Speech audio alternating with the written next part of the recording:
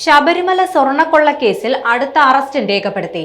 മുൻ administrative officer Murari ബാബുവാണ് അറസ്റ്റിലായത്. കേസിൽ രണ്ടാം പ്രതിയാണ് മുരാരി ബാബു.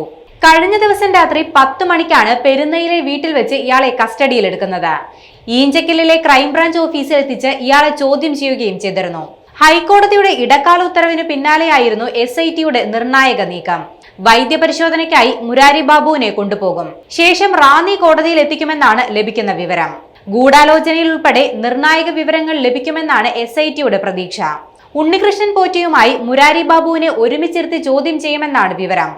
മുരാരി ബാബുവിനെതിരെ പോറ്റി മൊഴി നൽകിയിരുന്നു. മുരാരി ബാബുവാണ് ശ്രീകോവിലിന് ഇരുവശത്തുള്ള സ്വർണം പൂശിയ ദ്വാരപാലക ശില്പങ്ങൾ ചെമ്പ് തകിടെന്ന് തെറ്റായി രേഖപ്പെടുത്തിയത്. 2024 ശബരിമല ദ്വാരപാലക ശില്പത്തിലെ സ്വർണ്ണപ്പാളികൾ നവീകരണത്തിനായി ഉണ്ണികൃഷ്ണൻ പോറ്റിയുടെ കയ്യിൽ കൊടുത്തുവിടുന്നതിന് മുരാരി ബാബു ഇടപെട്ടതായി ദേവസ്വം വിജിലൻസ് കണ്ടെത്തിയിരുന്നു. കൂടാതെ ദ്വാരപാലക ശില്പം നവീകരിക്കുന്നതിനായി ഉണ്ണികൃഷ്ണൻ പോറ്റി വഴി ചെന്നൈയിലെ സ്മാർട്ട് ക്രിയേഷൻസിൽ എത്തിക്കാൻ മുരാരി ബാബു നീക്കം നടത്തിയെന്നും കണ്ടെത്തിയിട്ടുണ്ട്.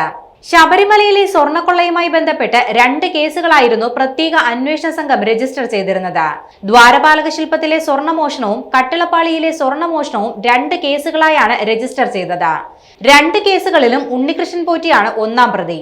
ദ്വാരപാലക ശില്പത്തിലെ സ്വർണ്ണമോഷണത്തിൽ ഉണ്ണികൃഷ്ണൻ പോറ്റിക്ക് പുറമെ 9 പേരെയാണ് പ്രതി ചേർത്തത്. ഇതിലാണ് മുരാരി ബാബു രണ്ടാം പ്രതി.